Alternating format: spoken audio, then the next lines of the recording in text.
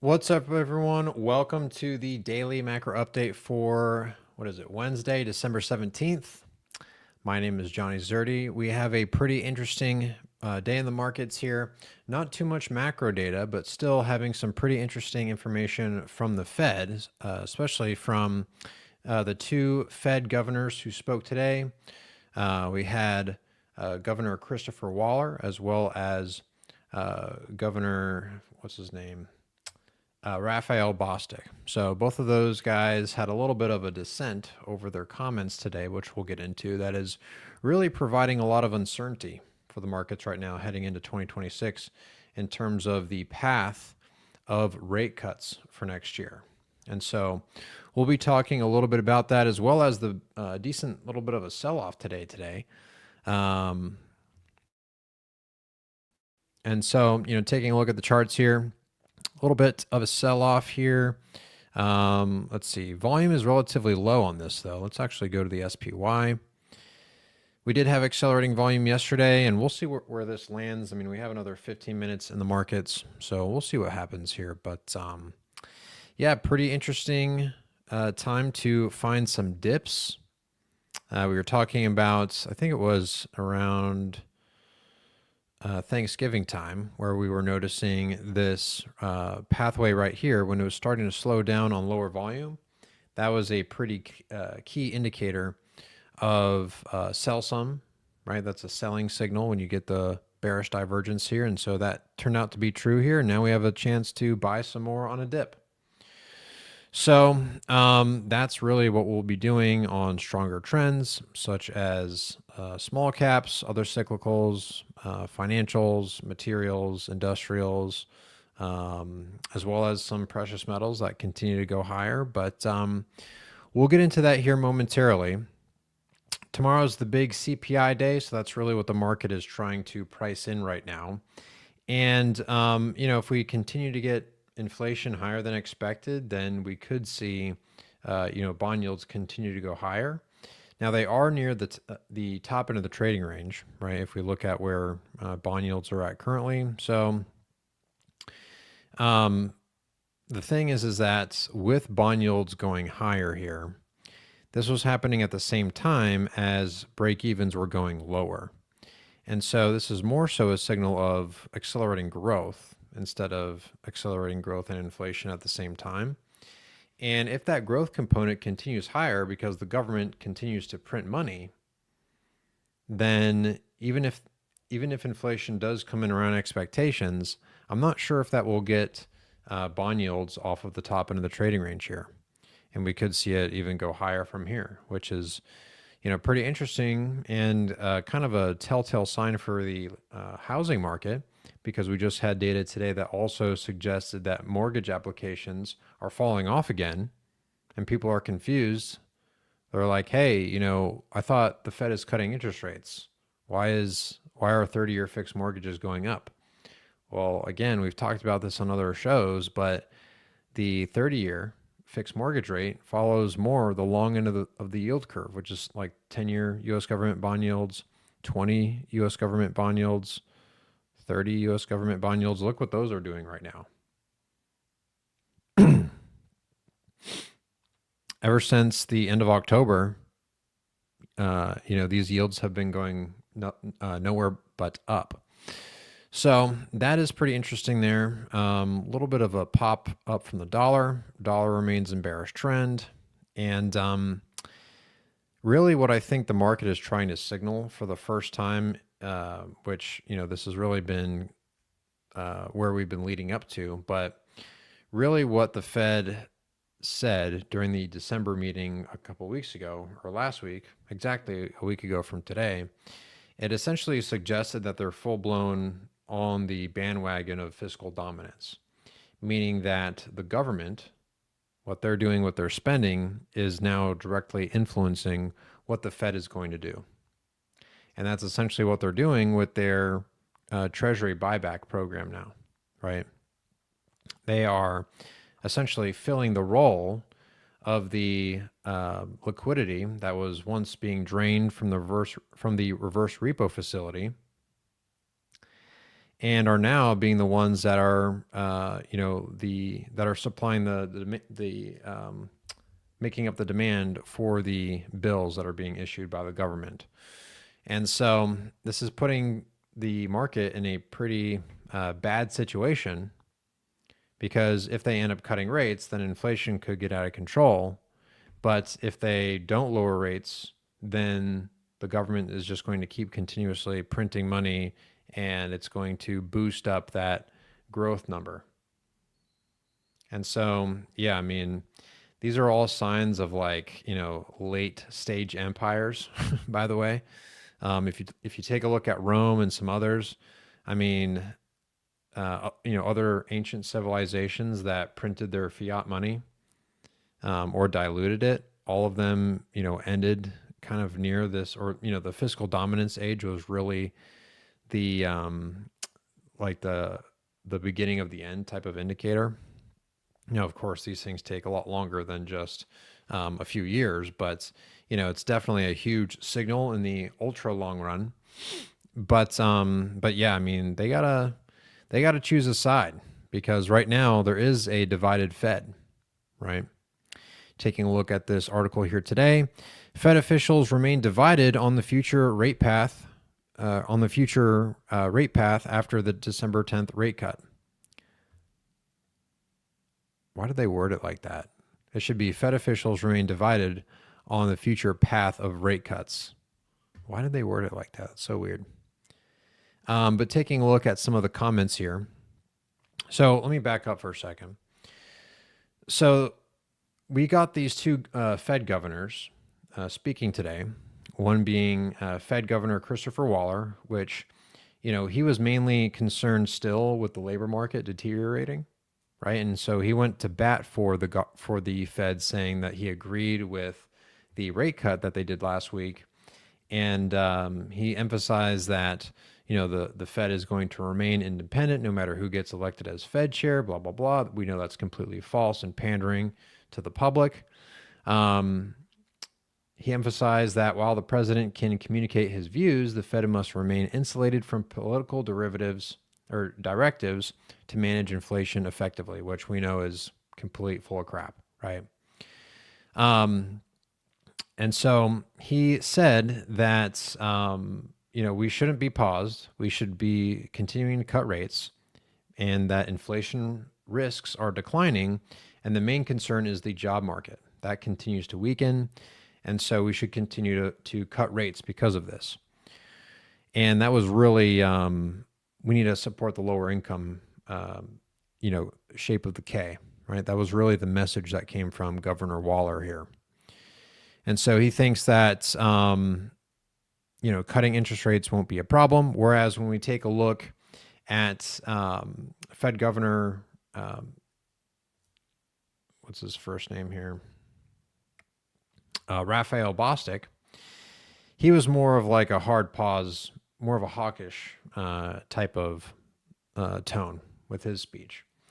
And I think this is what really shook up the markets today, because anytime Fed governors aren't in consensus, or if they start to dissent more and more, which is it looks like that's happening right now, that's going to cause a lot of volatility in the markets.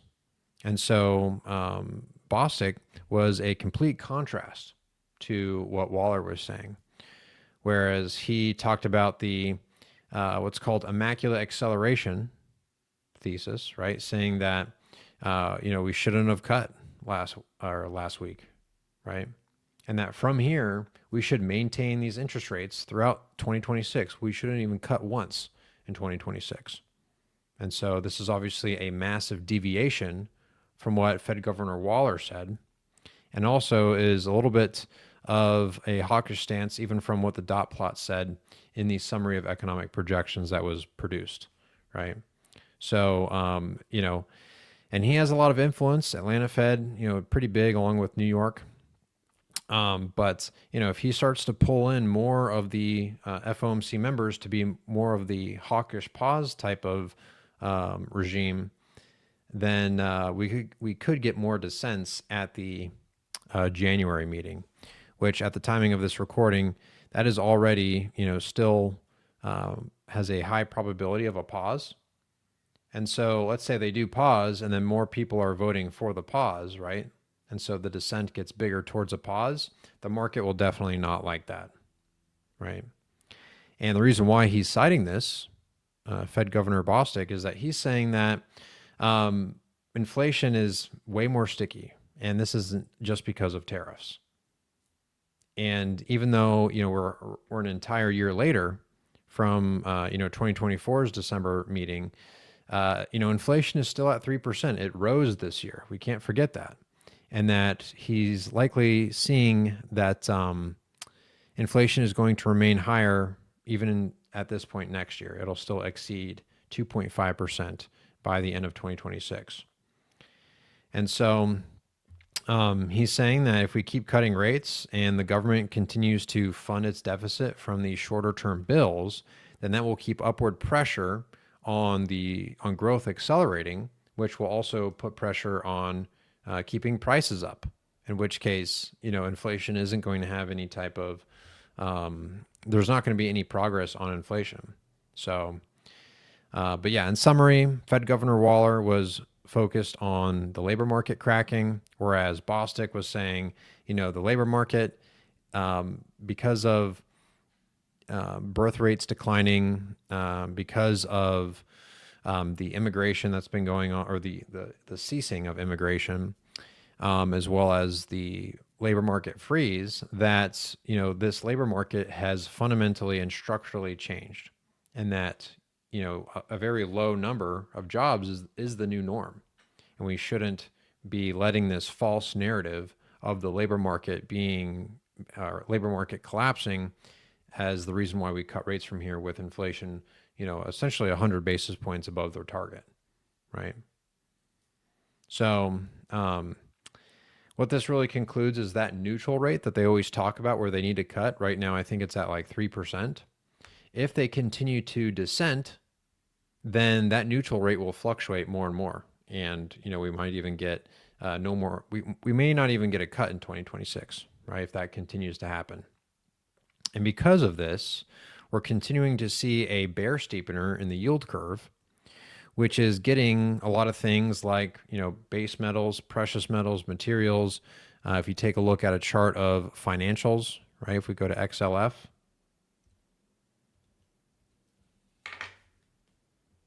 right? XLB, look at these.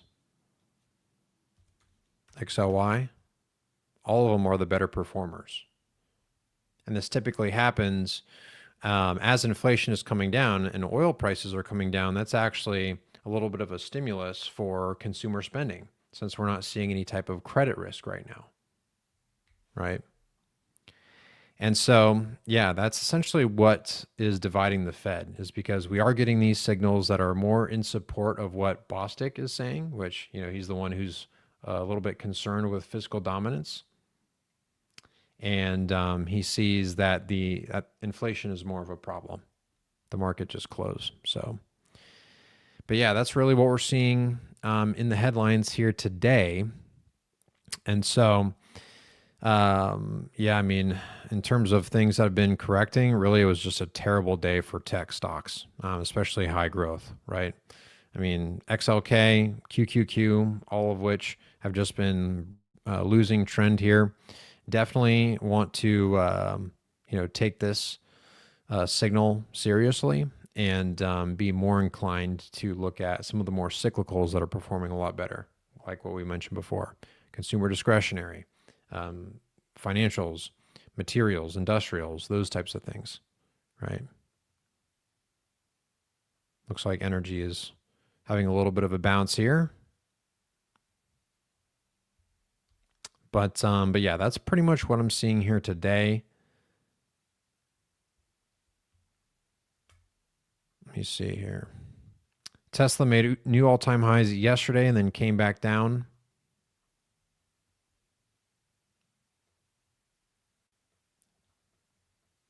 Yeah, I mean, look at small caps compared to Qs. Two totally different charts.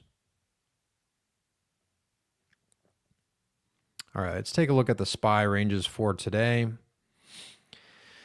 The S&P 500 closed pretty close to the low of the trading range here, just above it. And so, let's take a look at the volume here. That was still on pretty decent volume, but still lower than the other day. You would still want to give it a little bit more room here just to get, lower volume than this, coming back down to maybe, um, you know, I don't even know, maybe like 60 million contracts for the day. But yeah, so I mean, this isn't necessarily a buying opportunity just yet. This is more of a wait and watch type of thing. But um, but yeah, I mean, in any case, you still have the S&P 500 in bullish trend. So no, it's still bullish trend. So the bookshelf stays green.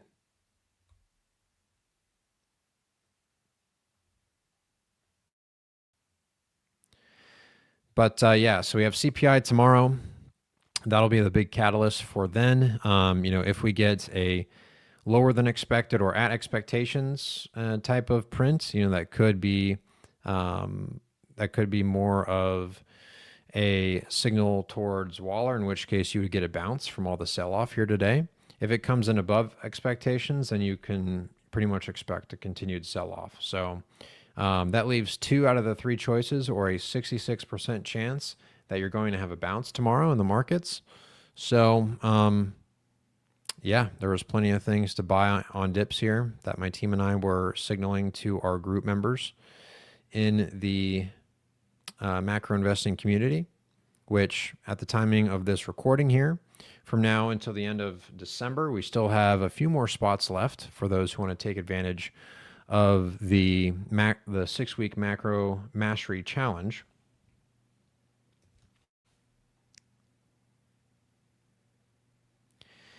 And yeah, this is where you get access to our partnership circle tiered membership, which is where you get all of our different picks, all of our different alerts on when we're buying and when we're selling.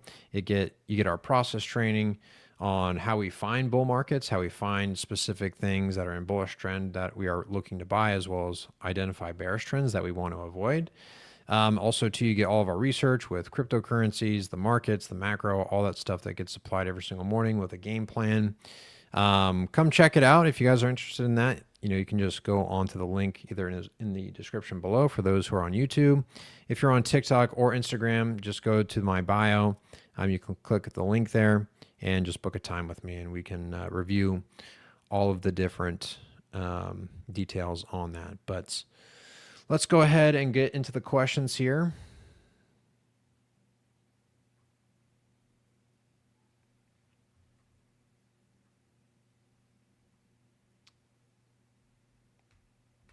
Yeah, so even though you're having this sell-off here, that doesn't mean that the market is already bearish, right?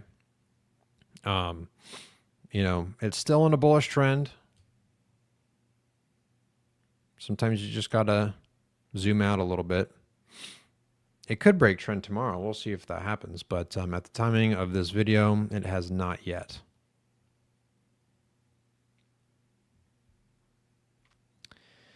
All right, let's take a look at the biggest movers of today on the ETF front.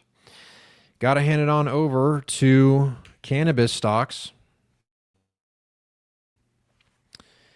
There continues to be murmurs of the government passing a law that will bring cannabis, marijuana, down from a Schedule 2 class drug to a Schedule 3. Which obviously is Scheduled 1 is the worst. The more you move down, the least bad it is. And I'm not too familiar with the actual, microeconomics of it, but, I guess if it's brought down to a Scheduled 3 drug, then it'll be way easier for these pot businesses to do business in the United States, and therefore, revenues would go up by a lot in that case, right? So, when taking a look at this cannabis ETF MSOS, it's up in the past week over 80%. Same thing with ETFs like CMBS, MJ, right? But in second place, some things that we've been talking about in terms of the heavy metals, the base metals, the industrial metals, platinum, PPLT, new highs. That thing has rocketed over the past few trading days, and we've been talking about this for the past few weeks. So hopefully you guys have been capitalizing on platinum as well as palladium, PALL. That's another one there that's having a breakout, along with silver. Silver, platinum, and palladium have been the big winners over the past, really like the last 3 months. So interesting to see that there. Really, silver is the big winner.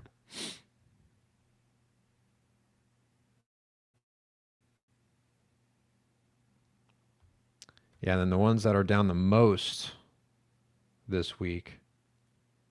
Let's take a look at that. Yeah, the things that are down the worst are cryptocurrencies as well as Bitcoin miner stocks. So something like WGMI, this thing not only has exposure to crypto, but also the AI stocks that have been having a little bit of a tough time out there. So yeah, something like this, Bitcoin miners. They went bearish trend in our model on this move right here, which was on November 12th. It provided a little bit of a pop-up to get rid of it completely, and now it's, back down. And then, yeah, Ethereum, Bitcoin, all these things, MicroStrategy. Hopefully people weren't getting sucked in on this bounce here, but that continues to draw down. XRP continues its bearish trend here. AVAX. Thought I had Solana too. Oh yeah, here we go. Solana, Ethereum. Yeah, and so that's a big indicator too that something is not right in terms of liquidity as well as inflation. So a lot of indicators are pointing towards disinflation. So I would agree with Fed Governor Waller that inflation is likely to come down in 2026, but I don't think that they should be cutting rates as aggressively still until you start to see like 3 months of like pretty good chunks of inflation coming down, because we're just not seeing that just yet. With the inflation rate tomorrow that's supposed to be coming out for the November data, that's being priced in at a 3% handle. And so again, if it comes in above that, which I don't think it will, I think it'll be a lot lower than this actually, which might cause, bond yields to come down a little bit. We might have a little bit of a pop from what we saw today, but those are the probabilities there.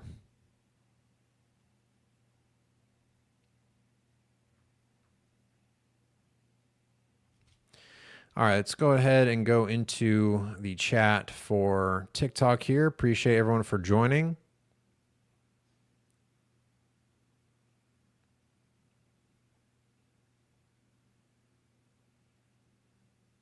Just scroll down here.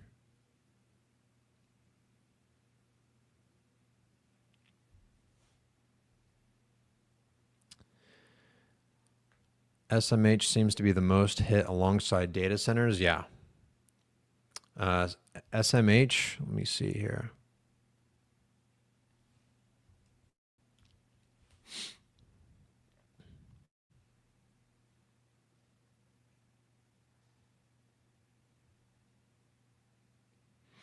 Yeah, I mean, semiconductors, this would definitely bring it at least to a neutral trend. So, yeah. Semiconductors are breaking trend right now.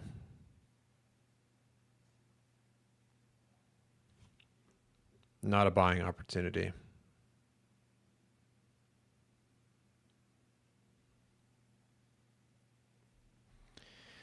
So yeah, the Fed has a real big problem. They still have stickier inflation as well as, you're just not having too much. All the growth is essentially coming from government printing. And that's unsustainable. That's not natural.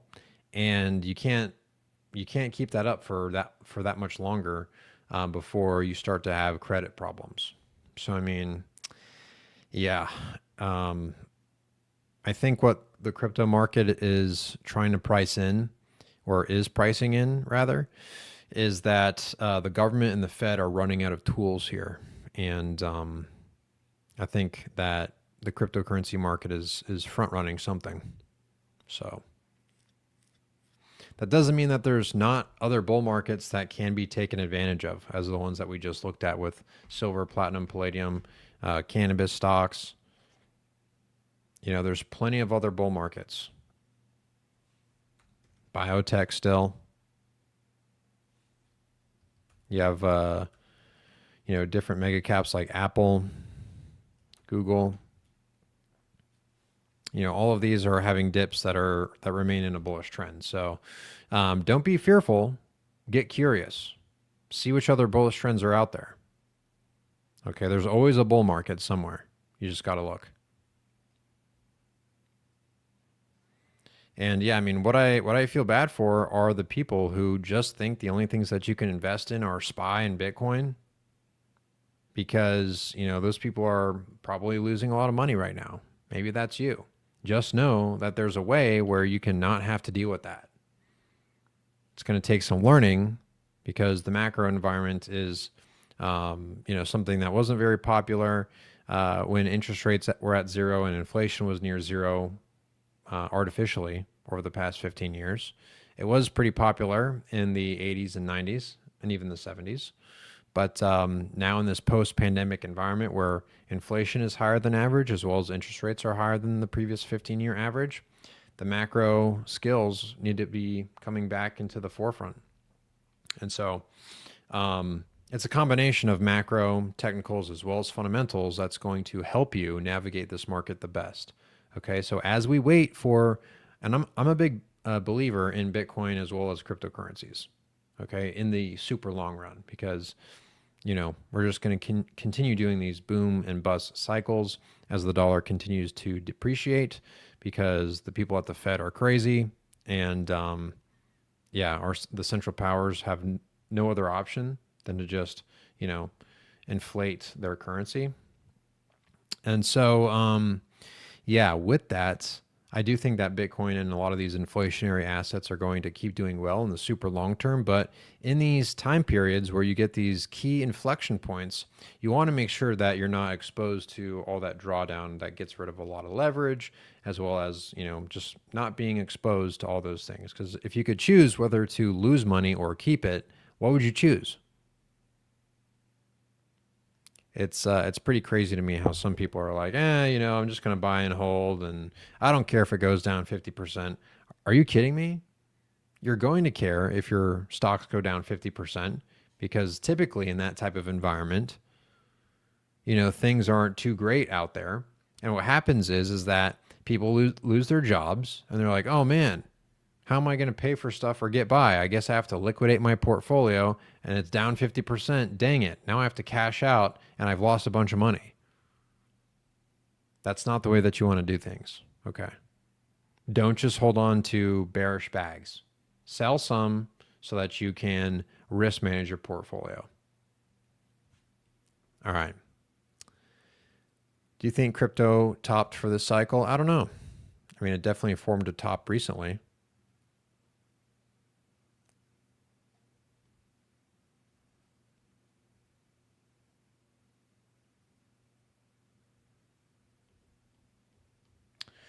All right. Well, with that, it's 4:15. We're going to go ahead and wrap it up there, everyone. I appreciate everyone for joining. As always, make sure to share this. If you guys appreciate this content, share with a friend, hit that like button. Trying to grow this channel in 2026. We'll see. I probably need to make some more like exclusive videos and not just do these live streams. But as for now, it'll reach the people it needs to reach. And, that's who I'll help. You're not going to see me making videos about causing alarm, trying to get people to FOMO and, have an emotional response. So, yeah, we got to keep it grounded here. But I appreciate everyone for joining. We'll be back here tomorrow, same time at 3:45. No live streams on Friday. And then there's no more Sunday macro wrap ups for the year, but we'll still do lives even next week for the week of Christmas, as well as that weird week in between Christmas and New Year's. So the live streams during the week will continue, but there's no more Sunday macro wrap ups after this. But I appreciate everyone for joining, and we will catch you in tomorrow's daily macro update. Bye, everyone.